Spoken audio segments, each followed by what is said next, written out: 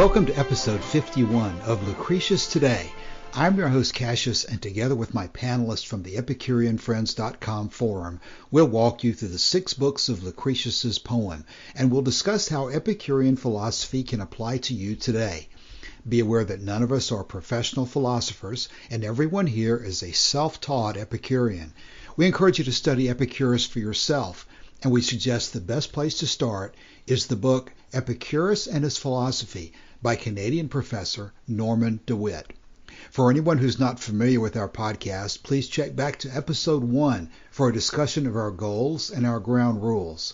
And if you have any questions about that, please be sure to contact us at EpicureanFriends.com for more information or to ask questions about the information in each of our episodes.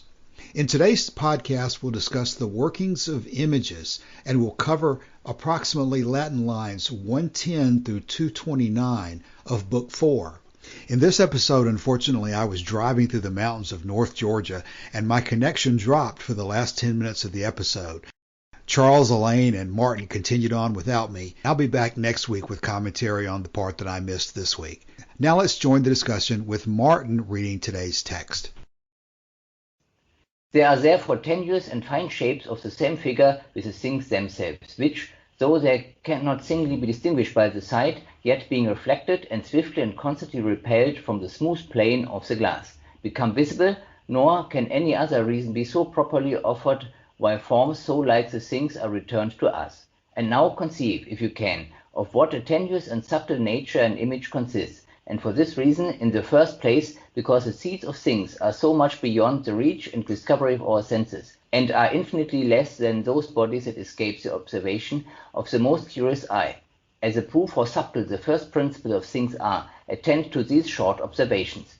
And first, they are animals so exceeding small that 1/3 part of them cannot possibly by any means be discovered.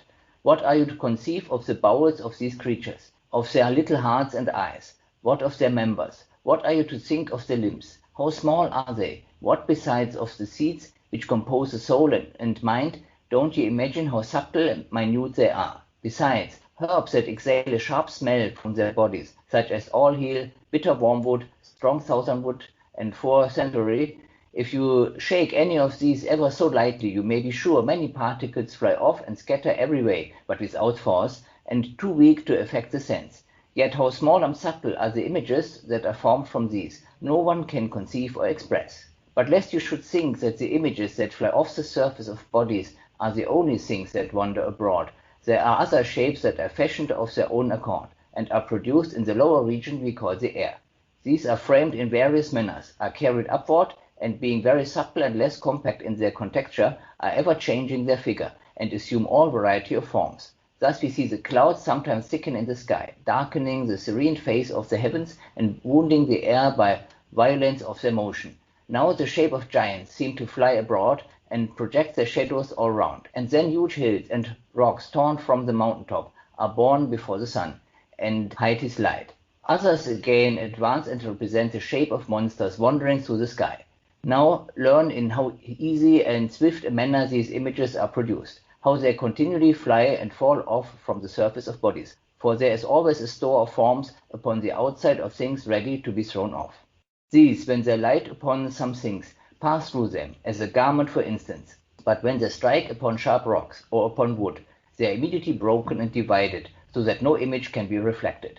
But when they are opposed by dense and polished bodies, such as looking-glass, then nothing of this happens, for they can neither pass through this as through a garment, nor are they divided before the glass preserves their figure perfect and entire. Hence it is that these forms are presented to our sight and place a thing ever so suddenly, and in a moment of time before the glass, and the image instantly appears. So that you find there are subtle textures of things, and subtle images continually flowing from the surface of bodies. And therefore many of these forms are produced in a short space of time, and may be justly said to receive their being from a very swift motion. And as the sun is obliged to emit many of its rays in an instant, that the whole air might be full of light, so many images of things must needs be carried off in the smallest point of time, and scattered every way abroad. For place your glass in what manner you please, the things appear in the same color and figure they really are. So often, when the face of the sky is most serene and bright, it becomes on all sides black and horrid of a sudden, that you would think the whole body of darkness had left the regions below, and filled the wide arc of heaven. So dreadful does the night appear from driving clouds, and scatters gloomy terror from above. But how small in comparison of these clouds are the images of things no one can conceive or express. And now, with how swift courage these images are carried on, how suddenly they make their passage through the air, how they outstrip dull time, wherever by various motions they intend their way, I choose in sweetest numbers than in tedious verse to show. As the swan's short song is more melodious than the harsh noise of cranes scattered by winds through all the air. First then we observe that light things that are formed of small particles are very swift in their motion. Of this sort are the rays and heat of the sun, because they are composed of very minute seeds which are easily thrust forward, as it were, through the interjacent air, the following urging on the part that went before. For one beam of light is instantly supplied by another, and every ray is pressed on by another behind. By the same rule, the images may pass through an unaccountable space in a moment of time. First, because there is always a force behind to drive and urge them forward, and then their texture as they fly off is so thin and supple that they can pierce through any bodies and, as it were, flow through the air that lies between. Besides, if these corpuscles that lie in the inward parts of bodies are discharged from above down upon the earth, such as the light and heat of the sun, if these, we observe, descend in a point of time and spread themselves through all the expansion of the air and fly over the sea, the earth and the upper region of the heavens, if these are diffused with such wonderful celerity, what shall we say? Those particles that are always ready upon the utmost surface of things, when they are thrown off and have nothing to obstruct their motions, don't you see how those may fly swifter and go further and pass through a much greater space at the same time than the beams of the sun take up to make their way through? Another notable instance which fully proves with how swift a motion the images are carried on is this. As soon as a bowl of clear water is placed in the open air, in starlight night, the shining stars are seen twinkling in the still water. Don't you see, therefore, in what point of time the images descend upon the earth from the upper regions of the air? Again, then, and again, you must allow that particles are perpetually flowing from the surface of bodies, which present themselves to our eyes and strike our sight. From some bodies, a train of smell are always flying off. So cold is emitted from the rivers, heat from the sun, a salt vapor from the water of the sea that eats through the walls along the shore, and sounds are always flying through the air. Lastly, as we walk upon the strand, salt taste offends our mouth, and when we see a bunch of wormwood bruised, the bitterness strikes upon the palate. So plain it is that something is continually flying off from all bodies and is scattered all about. There is no intermission. The seeds never cease to flow, because we still continue to feel, to see, to smell, and hear. Okay, thank you, Martin, for reading that. There's a lot of detail in this week, and thankfully we have Elaine back this week to discuss some of those details. Before we get into the details of what Martin has read today, at the end of the podcast last week, Martin was calling to our attention that the last paragraph we read from last week was particularly difficult to understand, and maybe if we spend a few minutes on that, we'll be able to put today's in better context as well. With Elaine not being here last week, we started book 4, and after the opening session talking about Epicurus and drinking at the fountains of the Muses, he started talking about images. And we talked about that Epicurus was saying that images come off the surface of everything. And basically the point being that he was beginning a rational explanation of how we can make observations of things through vision and hearing and the 5 senses, basically using a particle theory or a material theory to explain how the senses work, and as opposed to perhaps divine inspiration or some other mystical operation. He's coming up with a scientific theory of observation, basically. And so to go back to what Martin was asking about, there was a paragraph at the end that maybe I should quickly read through so that we know what we're talking about. I'll read it as quick as I can here. For it is certain that many particles are not sent out and get loose only from the middle and inward parts, as we said before, but color itself is discharged from the surface of bodies. And so curtains, yellow, of deep red or blue, as they hang in lofty theaters, waving expanded on the beams and flowing on the pillars in the wind, do this, for they stain the stage and scenes and audience, senators, matrons, and the images of the gods, and cause them to wave in their own gaudy dye. And the more the walls of the theater are darkened and the daylight shut out, everything is spread over and shines out with a brighter luster. Since therefore these curtains discharge their colors from the surface, all things by the same rule may emit subtle images, for those are thrown off from the surface as well as these. There are therefore certain images of things of fine and subtle contexture that are always flying about and are impossible severally to be discovered by the eye. Besides, all smell, smoke, vapor, and other such things fly off from bodies in a diffused and scattered manner, because as they pass to the outside of bodies from within, they're broken and divided by the crooked pores they must make their way through. The road they are to take is full of windings as they attempt to rise and fly out. But on the contrary, when the membrane of color is thrown off, there is nothing to disorder it, because it lies disentangled upon the very surface. And since the forms that appear to us in the looking glass and water and all polished bodies are exactly like the things whose images they were, they must necessarily be composed of the images that flow from the substance of things themselves. For why those particles should fall away and be discharged from bodies which are discovered by the eye, rather than those that are thin and subtle, no reason can properly be assigned. And so we've started today with just a bunch of text about images flying back and forth. But at least in my perspective, I think, again, what he's trying to do is he is frequently accused of being said that all sensations are true, that basically any image should be trusted if you listen to those characterizations of his point of view. But that's not his position. He's explaining that images that you observe will often be distorted in all sorts of different ways, so that you have to process them before you come up with your opinion about the way things really are. Okay, that's my interpretation of that last paragraph. Somebody else tell us what you think about just generally where we're going. There's a lot of weeds here that if we get into the details too far, we'll just produce something that is very little use to most people. We need to probably focus in general about what he's talking about and why he's talking about it. So, Elaine or Charles? I wanted to hear what Martin was. Yes, Martin. What was the part that you feel like needs more dissection? Yeah, I think now it's more clear. It seems that last week I just couldn't put it together quickly enough. Now, after reading what comes after that in that context, and now reading it again, then it becomes more clearly. It's no more that unclear. I mean, even though from today's physics I do not agree with everything, but it's essentially again a bunch of very detailed observations which are fairly accurate.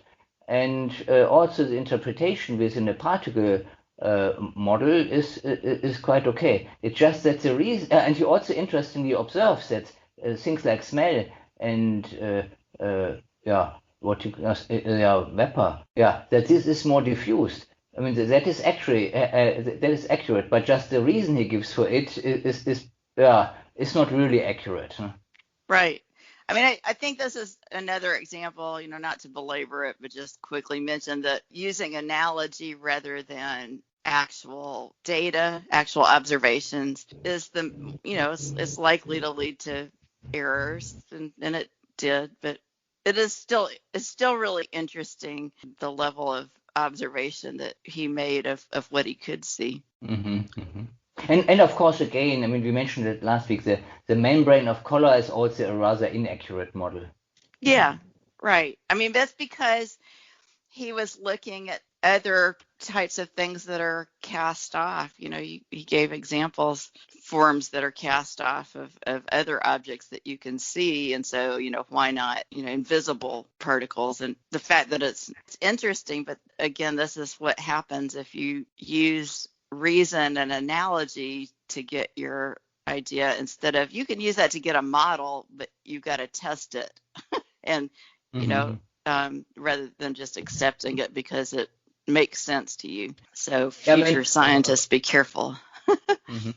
That he gets the idea of a membrane. I mean, that is still based in the observations, because what we see has the shape of what the object has. No? Yeah. So then he sees there's an integrity there, and then he considers as a membrane. But now we know that this works in a different way. So there is no real membrane, a structure which we could properly call a membrane. So it's much more, how to say this? It's not just that like this. No? So it's more like that because there are enough particles coming off under normal light conditions, so that under the imaging conditions, things then get by the laws of optics then projected as they came out. And under different conditions, we can also construct optical paths where this is not preserved. No? Right.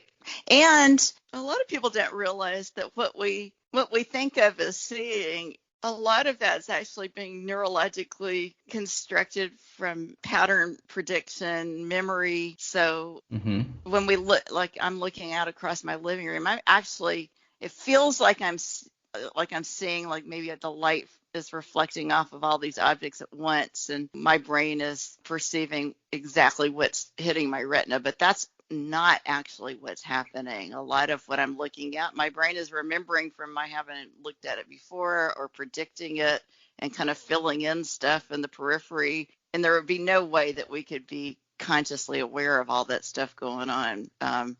But it's, they're all sort of examples of optical illusions and to show you what's really going on, but it's so fast that we can't really be consciously aware of it.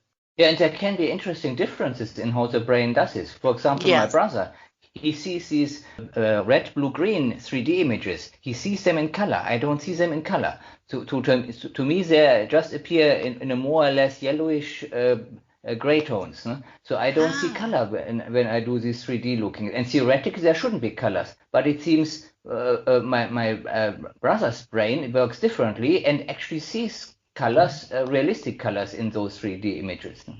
Oh, interesting. Yeah. So that's not really in here, but he didn't know about that. It's much more complicated than it seemed even at the time. Elaine mentioned illusions, and we haven't gotten to it yet, but a couple of sections down, we'll get to a long discussion of several types of optical illusions, and we'll deal with those at that point. Charles, anything so far? No, I've just been listening to the discussion. There's also some housework going on right now, so you might hear, if I'm not muted, you might hear some hammers banging in the back. Well, what about, should we go then just through the passages from this week? Yes. The first one's talking about the living things that are so little that you can hardly imagine how small their bowels must be. And he says, and first they're animals so exceedingly small that 1/3 part of them cannot possibly by any means be discovered, which is not true. So we have. So he didn't have the tools available at the time, but he imagined we could never do it. But Lucretius, we did it. My Stallings translation used the word animalcules instead, which I thought was interesting. This one had omitted that, especially considering this translation was in the 1700s. Because that was later. That was. I don't quite know. Leeuwenhoek. I don't know how to say. Leeuwenhoek.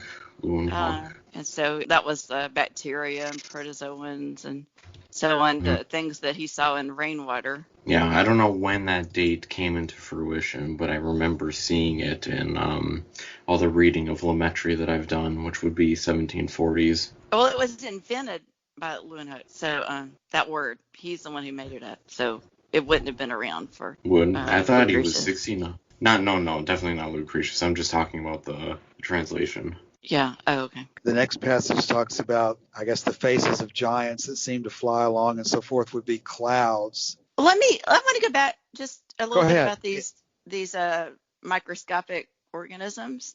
So this is another example of difficulties with analogies, because he's assuming that they have bowels and hearts and eyes and limbs, but when you get to the smallest organisms, that they are not analogous to visible animals. They don't have blood vessels and all that kind of stuff.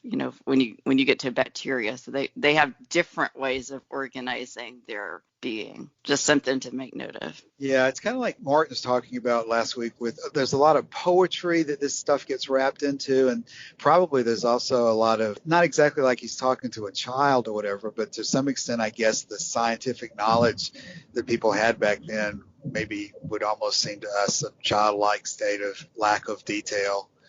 So he's talking to people that just haven't advanced enough to know how the limits of the analogies that he's making, like you're saying. Well, but he doesn't propose that they don't have these parts, So I don't know that he thought of that. He's saying, maybe they're different than what you think, but to not even have that part of their anatomy is not something. It's, at least if he did imagine it, he's not telling us here. Well, anything else in that first paragraph? I don't think so. Okay, well, in the second paragraph we're working from in the EpicureanFriends.com forum version, he gets back to discussing at the end of it mirrors again. Mirrors seem to have been of great interest in some of this discussion, because we're going to continually come back, it seems like, to the function of how mirrors are working. But before he gets into the mirrors, he talks about basically how images can be, I would say, distorted, maybe. He says there are some images that fly off the surfaces of body. There are other shapes fashioned of their own accord. Now, fashioned of their own accord sounds like where he's talking about, I think, centaurs or something. There's another part of the book where he says you might see an image of something that might never have existed. Oh, I thought he was talking about clouds. Well, like you can see the shapes, clouds looking like hills and rocks and looking like giants, and that. Yeah, and at the beginning he talks about rising mist. So to me it looks really like a description of mist rising from the ground. Yeah, I think he's talking about. I think it's pretty. It seems pretty clear to me that the second paragraph here he's talking about clouds, but it's interesting that he contrasts that. So he says images that fly off the surfaces of body. You don't want to think that's the only thing that wander abroad. There are other shapes fashioned of their own accord. Actually, it almost sounds like he's imagining the images of clouds as images that aren't flying off the surfaces of bodies, because he's contrasting them. So that is real interesting. Really call them images. He sees, I think he correctly considers those as something material, what is there, what comes in a shape, and what it has in common with the images, that it's emitted from some surface. No, but why? So he's saying it's not. He's saying, lest you think that images that fly off the surfaces of body are the only things. Yeah. So there's more, not just images. Right. There are other shapes. I think I'm contrasting images that fly off the surfaces of bodies versus images that are fashioned of their own accord. I think that's the contrast that he's making. I don't see it like this. That he doesn't call them images here, but it's different. But that would images. be what the grammar. I mean, the way the grammatical construction. Let's look at the other All right, so let's see. Monroe says, but less happily you suppose that only those idols of things which go off from things and no others wander about. There are likewise those which are spontaneously begotten and are formed by themselves in this lower heaven, which is called air. That translation goes exactly with how I am hearing it. And let's see, Bailey. But that you may not by chance think that after all only those idols of things wander about which come off from things. There are those too which are begotten of their own accord. So he's saying that some images are out there that didn't come off from things, but that just came about by themselves. That's real fascinating. And I believe I have seen this passage argued to be relevant to the issue that people think they might see gods, or people think they might see somebody who's dead. Whenever there's something that people think that they see something that really cannot be true, this might be relevant to that. Well, he's not saying they're not. He's not saying these are imaginary. He's describing them as if they actually happen. And they're almost like there's not really a cloud, but there's not an object, a cloud that's making the image, but the cloud is like some sort of a pure self-erasing image. Wow. That's The weird. Bailey translation would suggest that as well. The last sentence. Yeah. Therefore, many idols are begotten in a short moment, so that rightly is the creation of these things said to be swift. Charles, what do you think? We seem to have a different perspective. What kind of images is he talking about there, do you think? Mm-hmm. This is well outside my zone here.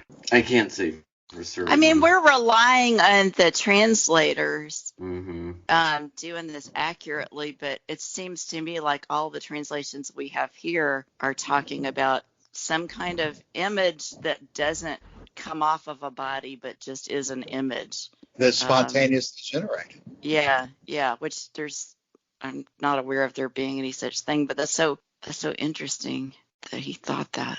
It's weird because he usually talks about how this or that thing wouldn't happen because of regularity, like there's this predictability. But if he thinks that images can just happen, then why are they not happening everywhere? So I wonder if he, like all sort of wild things that we don't see. This is almost, I wonder what he thinks the rules of these images are that just happen all on their own. And I mean, like, how is this go along with something doesn't come from nothing? It'll come, like, maybe that's exactly what he's saying, is that I know that DeWitt, in one of his sections where he talks about some of this, DeWitt makes the point that he thought that Epicurus was really concerned with being able to deal with hallucinations or deal with the idea that you may actually see something that's not there. And that maybe I think I'm connecting that with this and thinking that this would be one way of explaining that you might actually, I'm not saying that I agree that it actually happens, but that if these particles are flying through the air all the time, like Epicurus is saying, then as they become entangled with each other, they may at random times appear to take the shape of something else that were never generated from, like the cloud looking like a giant. The giant never produced that cloud. But he's not saying that he hasn't at least said that these are like shreds of other images that came off of things. He's saying they're spontaneously begotten, formed by themselves. Well, just in entangling with each other as they fly through the air, they take on a different shape. But he didn't say that. He's not saying that they initially came from objects and then reformed. He's saying they're spontaneously begotten and formed by themselves. So maybe what we're talking about here is these images being, we talked about this a little bit last week, that these images are really particles themselves. In fact, we were talking about that a little bit last week, Elaine, that maybe we should go back to the issue of, I think we tend to think, and probably correctly, that vision comes through the movement of photons, bouncing off of things. Epicurus is evidently not just photons bouncing off of things. He's talking about particles from the surface or even from below the surface, actually, I think he's saying at times, that are just emanated out into the air. So I guess I have no good coherent explanation of this, but I guess for somebody trying to make sense out of it, they have to consider both. Again, Martin, you were talking about this last week, about whether there's particles actually moving from the thing that we see to our eyes or not. And we haven't talked about that today, Elaine, and maybe we need to go back to that point with you. What do you think of a theory that says that when you see something, there's a particle that moves from that thing that you see to your eyes? Do you agree with that or disagree with that? How do photons fit into that picture? Oh, yeah. Well, I mean, photons hit receptors in your retinas, so that's not, but they so they're more kind of reflected off rather than, and I don't think we should distort his model by saying, oh, it could have meant that. That's not what he was saying. He's saying it was coming actually from yes, he is. That's item. Correct. So just because this sounds similar, I don't think we should superimpose it on what he said, because that's not what he meant. But I think it's somewhat implied, because he clearly states somewhere that if there's no light coming from the sun, we don't see these images. So he is aware that these particles need to be provided from an external source, no? Even though Well, they're emitted from the surface. he hasn't said that though, Martin. So he might have had all that information available, but actually what he has said in here about the curtains in the last section was, you remove most of this external light, and he felt like you could see those colors, like how y'all have a red curtain and it'll look like there's a red cast to everything, that you can see them more intensely in dimmer light, which kind of implies that if you really turned everything off, they would be there, but we just couldn't see them. So I think he was envisioning this model. It was really very different from the way that we're seeing it now. And I also wouldn't, unless he's real clear about this self-generated images are actually formed from particles of other images, then I wouldn't put those words in his mouth. I think he's been pretty plain here. I don't think this is metaphorical. We would have to revisit the letter to Pythocles, because that talks about clouds quite a bit. Okay, yeah. Yeah, we got a little bit of a difference in memory, and we're not going to have the ability during the podcast to trace back to see whether there's a particular passage that he says that or not. I'm remembering it more like Martin, that I remember there being something in there about the dark and the light and not seeing anything in the dark and so forth. But on the other hand, clearly there's no direct presaging of modern optics, I would say here. There's pieces of it, but it's going to be limited, and I'll take all sorts of diving into it to try to figure something out. One of the things that Martin mentioned last week that I think is in this week's, that Martin may have read today, is we were talking about whether when you hear something, or I'm sorry, still talking about vision. He's talking about that you tell the distance that something's away from you by how much air is pushed through your eye, which of course is pretty bizarre. But it does kind of indicate that even he in this session is talking about not only some particle coming from the surface of the object, but he's also talking about that particle apparently pushing air at the same time. So there's lots of different levels. Well, and being pushed. And being pushed, yeah. So, so the attempt to get too much science out of here is going to be clearly kind of more of a fun exercise, and it is going to be very helpful. But it is very interesting to see what he thought was significant and the things they picked out as important. Now, there could have been a deviation between Epicurus and Lucretius here, but I pulled this up from the letter to Pythocles. Clouds may be produced and formed both by the condensation of the atmosphere, owing to compression by winds and by the interlacing of atoms clinging to one another, and suitable for producing this result, and again by the gathering of streams from earth and the waters, and there are several other ways in which the formation of such things may not impossibly be brought about. So, but he's clearly contrasted the images of clouds with images coming off surfaces. I wonder if he'll get into that more, because he's not saying that we're seeing these shapes because of the shapes of the water vapor, really, because there would be no contrast in that case with the cloud images versus other images. Yeah, Charles, I don't remember that he's talking about images in that context in Pythocles, but I can't remember if he talks about images in the letter to Herodotus or not. There may be a section in Herodotus about images, not nearly as long as this, but I don't have that in front of me and I don't remember. That would be something to compare. There is. Do you see something immediately that we should read? Yeah, let me just read through this. The movement of elementary material through space leads to images, which, when received by our senses, are our means of knowledge. Moreover, there are images like in shapes to the solid bodies, far surpassing perceptible things in their subtlety of texture. Before you go even further, that's the point that I would get from the whole section here, is that first thing you said, which is that these images or particles moving through the air are the basis of our knowledge about things. I think that's really where the ultimate point that has to be defended, because there's no divine inspiration of knowledge or something like that. There's got to be a material, physical basis for the way our senses operate. But go ahead. For it is not impossible that such emanations should be formed in which surrounds the objects, nor that there should be opportunities for the formation of such hollow and thin frames, nor that there should be effluences which preserve the respective position and order which they had before in the solid bodies. These images we call idols. Now it's interesting because this is the Bailey translation, obviously. In the Bailey translation of Lucretius, he also uses the word idols. Idols, yeah. Yeah, that's commonly, I think, used.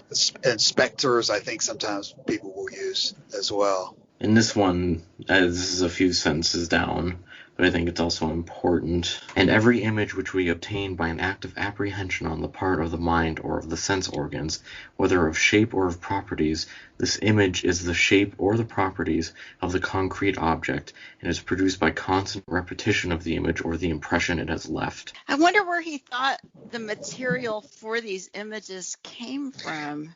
That's a very interesting question. How it could have been just continually renewed like that. Because, yeah, just the regularity and also the concept of isonomia, of equal distribution. There shouldn't be these, the images that are perceived in the clouds, these shapes and idols shouldn't be infinitely generating spontaneously. Yeah. He kind of, he deviates from his rigorousness, I guess I would say, in the first book. It's getting kind of loose and sloppy here to me. But it clearly is the implication that there's enough substance in things that you can have this film of these incredibly small particles just constantly streaming off of. It's not. And it's not about, that doesn't square with anything that he's said before. It doesn't. It's kind of nonsensical. Well, unless there's just an awful lot of particles there. So, but come on, Cassidy. It wouldn't. It doesn't even make rational sense, and it doesn't go with any observations that we've made by analogy. So he's flying off in a wild direction. That's super interesting. Elsewhere it's stated that the particles get replenished. So I think that one, we should not see a contradiction here. There's certainly implicitly it's also acknowledged that this will still happen. So that means that they are not constantly produced from nothing. They are there in enough numbers because they get replenished. Where does he say that? At least that is somewhere in Epicurus. It's at least somewhere in Epicurus. It's just what I remember. I couldn't call the quote now. But there's a similar thing in Velleius about the gods. And how? Yeah, that's the God situation, right? That they are able to maintain their particles infinite. Which was likened to these clouds earlier. Martin, correct me if I'm wrong. Yeah, it's not explicitly stated here. But from the context of what's said elsewhere, it would just make sense that what is there so plentiful needs to be replenished because it gets emitted. Right here. For there's always, or now learning how easy and swift a manner these images are produced, how they continually fly and fall off from the surface of bodies, for there's always a store of forms upon the outside of things ready to be thrown off. Right. So that sounds like it's always there, a store of forms, not like it's being I don't know. Listen. Let me ask this. Is it clear to us that the particles or the images are the same as the elemental particles we always talked about? Or are the images the elemental particles on the surface, or are they something different? They're something different. They're different because they can, like you write here, swift and fast, whereas those which make up the bodies themselves cannot move that quickly. So they are of different shape, less smooth. And he doesn't make it clear whether image particles are a type of elementary particles or if the image particles are themselves made of elementary particles. That's what I'm asking. Asking. He doesn't. I don't think he says here. Yeah. Martin, are you reading that he says one way or the other? Or how are you reading that this whole section's about images? Would you equate an image to a type of elemental particle, or is it just the elemental particles on the surface of any object that are just peeling off over time? or are they something unique among themselves? Because I'm beginning to wonder if you could, we were talking last week about waves versus particles. I'm beginning to wonder whether you could analogize something about waves out of this, because the images appear to be moving, he's saying, in a coordinated way. This membrane kind of thing that he's saying, Mm-hmm. which is not at all like the way that we're describing waves. That would be nothing like these membranes. So that wouldn't be a analogy that would hold up today. I mean, not completely. I mean, with some stretch, we could. Yeah, a lot of stretch.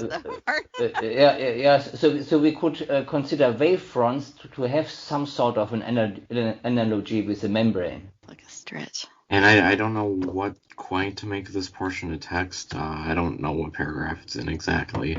But how he compares the images being carried by the rays of the sun so swiftly, but then later he talks about how a bowl of water at night will show a reflection of the stars. And that that means it happens so fast. So it's funny that made me laugh, right? Because what we are seeing is so old. It happened so long ago, because light's fast, but it's not instantaneous from space to our eyes or to the bowl of water.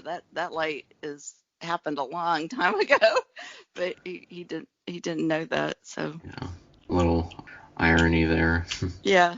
And it's also funny. It's like, because he didn't have the idea of the photons, it's like almost like that image wasn't being projected there somehow until you put the bowl of water, and then suddenly it's, I don't know. The thing that I think makes this image, this membrane idea, completely different from waves is that he talks, if you look at the first part of Bailey, come now and learn of how thin a nature this image is formed. When he's talking about a membrane, it would only be like, I guess, whatever was at the very front of a wave. It wouldn't be the whole wave extending from the object forward. He's talking about a really thin thing that doesn't have anything but air pushing it, or something pushing it out from the object. And he's differentiating that membrane from whatever's pushing it. So it doesn't really go, to me, with anything that we would talk about today with a wave. I think just for these sections, we'll have to revisit the letters in Diogenes, Pythocles, and Herodotus.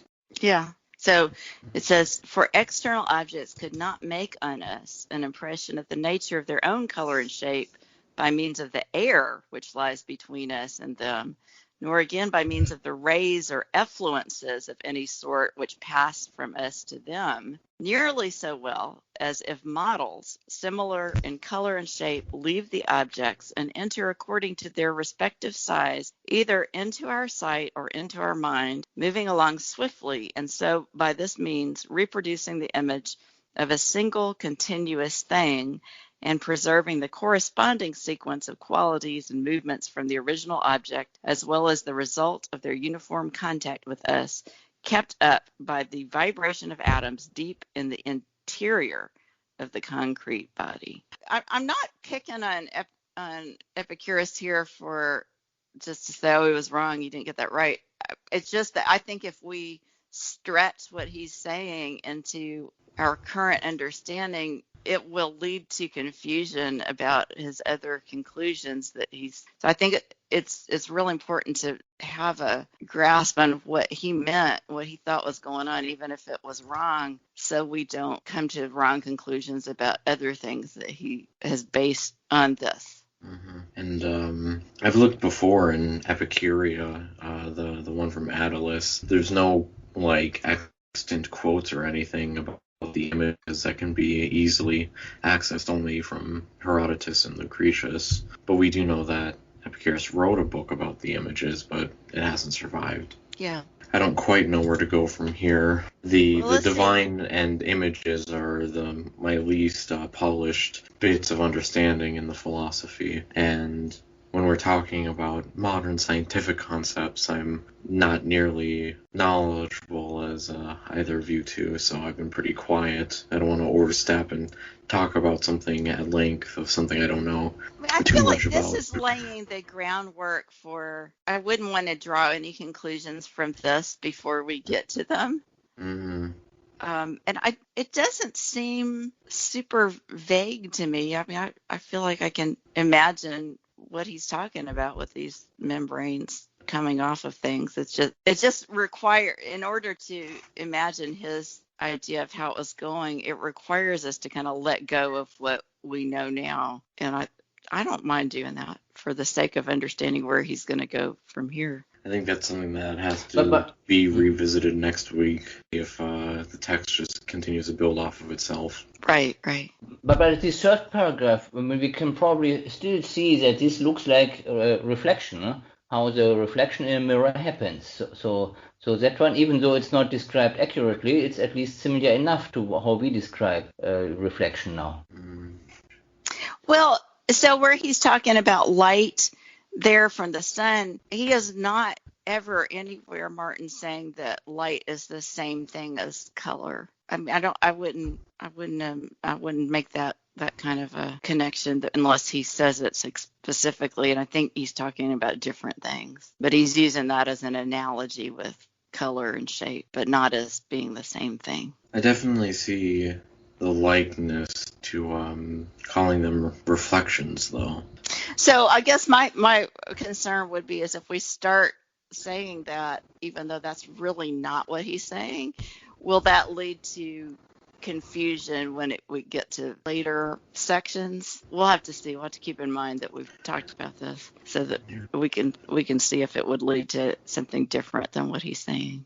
I wonder if it would help then to reread the bits of Cicero about the nature of the gods, about the gods and the images and the constant flow of atoms. Well, that one he says from us, right? That's the. Which paragraph? Is that? I don't have it in front of me. But what you've put here, Cassius, the mountains have killed the signal. I wondered about that. I don't know. I guess my main take home from this would be that this is a different model from what we have now. And my intuition is that it's important to keep in mind the differences rather than try to gloss them over, because it might be important, but I don't know yet because it's been 30 plus years since I've read this.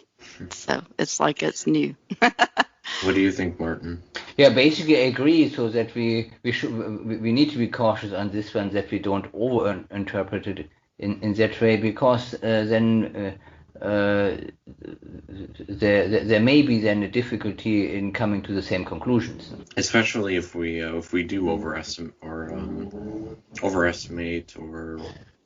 I guess go beyond the scope of how we interpret this, how that will affect continuing on with next week's text and beyond. Right.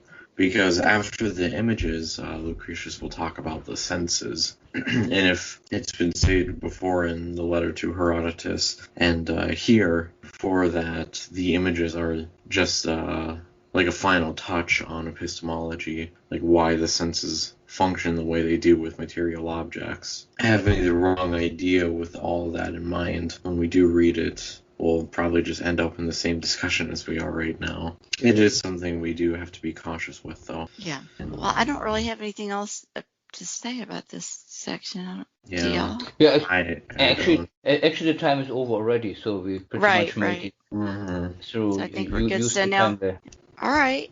Well, then I will look forward to talking to y'all next week. Yeah, me too. Right. Thank you very much. All right. Thanks. Bye-bye. Bye.